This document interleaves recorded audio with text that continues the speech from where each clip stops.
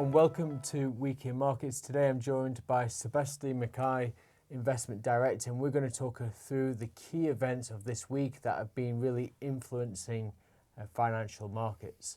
I suppose there's a few areas that have dominated. Firstly, which really kicked off last Friday, was the Israel-Iran conflict, which continues to develop. We've had a number of central banks here in the UK and in the US, but also around the world, deciding their latest interest rates. So quite a lot to unpack, and some also noticeable changes within markets, thinking about commodity prices and more specifically oil prices, that we'll also delve into. So perhaps, Seb, we can start with the most dominant development, which has been the Israel-Iran conflict. And how would you say the market has digested the news? The equity market has probably maybe not been complacent, but been reasonably relaxed about it so far. So it's been a bit up and down, but we haven't seen significant down moves. I guess the main area, obviously, is the oil price, which has jumped from, on the Brent measure, it was around about $60 a short time ago. It's now at 77. So that's a big increase. It's completely wiped out the fall that we've seen so far this year. And so the impact on that is, well, it has many different angles. One is that it might make central banks a bit more wary about inflation falling significantly in the near term. And certainly for the UK, there was an expectation that the energy price cap that had been raised in April would subsequently be reduced in October. If the oil price stays this high, maybe that won't happen in future months. So yeah, there's just lots of different, and I guess the main thing is a tax on the consumer. Just higher oil prices, it eventually will feed through, or quite quickly will feed through to higher prices at the pump, for example. Yeah, and that's often quite noticeable for the consumer, given the feed through into petrol prices. I suppose I'm interested to understand why equity markets, whilst they have been a bit weaker, why they haven't been significantly weaker.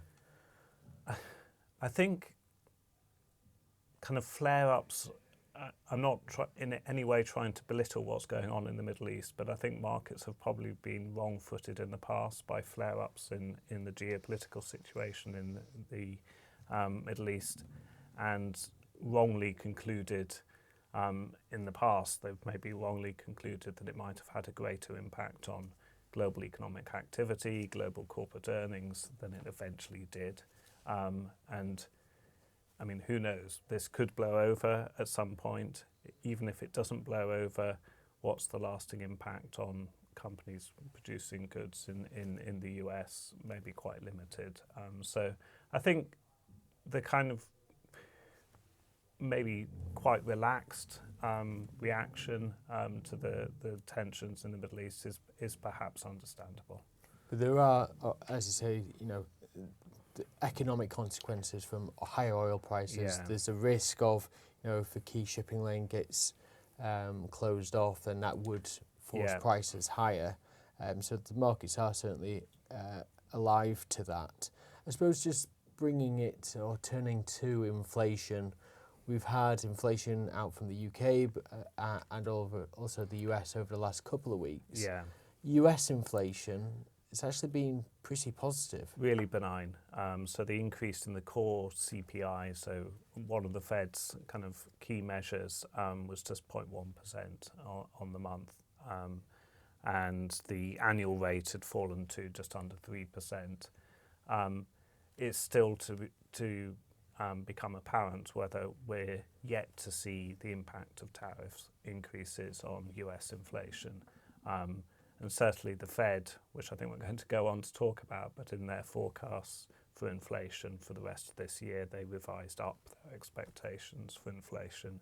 So they're obviously expecting some kind of tariff impact to feed through. For the UK, there was a small fall from 3.5% to 3.4% on the CPI, and services having bounced last month, fell back to 4.7%, but that 4.7% is still quite high. And that's probably the reason why we didn't see the Bank of England cut this week, cut interest rates. So pretty positive from the US stance in terms of the concerns with tariffs to what degree they get implemented would be inflationary, and it still may be, but so far better than I expected, and I suppose that has really been helping markets prolong this rebound that we've seen since the lows of April. You briefly touched on the Fed. So this is the Federal Reserve, the US central bank, whose job it is to set the appropriate level of interest rates. And what we saw last night was no change to interest rates, but what they do provide is their summary of economic projections. So each member at the Federal Reserve determines where they think interest rates will go, where growth will be, and where inflation will go. What's your take on it? Well, the Fed is under a lot of pressure from President Trump at the moment to cut rates aggressively, but there's kind of different camps on the Fed. So there's those that think that the impact of tariffs and, for example, the increase in the oil price will be quite detrimental to growth, and that they should be cutting rates. And so in their own interest rate projections for the rest of this year, 10 members of the FOMC, so the Federal Reserve Monetary Policy Committee, 10 members thought there should be more than 2 cuts for the rest of this year. But then you have 7 members who thought there should be no more cuts. So they're still concerned about the impact on inflation coming through from tariffs and more recently from the higher oil price. I think we'll see how that develops, and if we think about the market reaction, it was actually pretty benign, wasn't it? We saw no change in US equities over the course of the day, no change in bond markets either. So pretty much coming in line with what the market was anticipating. Yeah. So I think looking ahead, the direction for the Federal Reserve will be very much dependent on how the economic environment plays out, whether they see any signs of stress within the labour markets, and of course how tariffs evolve.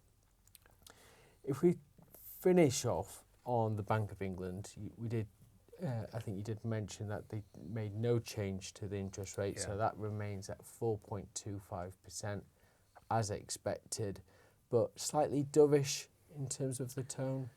I think they talked about gradual, can't remember the exact phrase, but basically implied gradual further cuts were likely, but it wasn't time to do it yet because, as I mentioned earlier, things like services inflation still at well over 4% is slightly concerning. That the UK in particular seems to have a bit of a sticky inflation problem, and so the MPC have just been reluctant to cut rates too aggressively. But 3 of the 9 members did vote for a cut at this meeting, so I think that's a reasonably clear signal that they're kind of inching towards another cut, probably 2 more cuts this year. That's what markets currently have priced in. I think the market reaction was bonds rallied a little bit, but nothing significant. Excellent. Well, I think that kind of wraps up all the key events of this week. So thank you, Seb, and thank you all to joining us today, and we'll see you next week. This video is not a recommendation or personal financial advice. With investing, your capital is at risk. Investments can fluctuate in value, and you may get back less than you invest.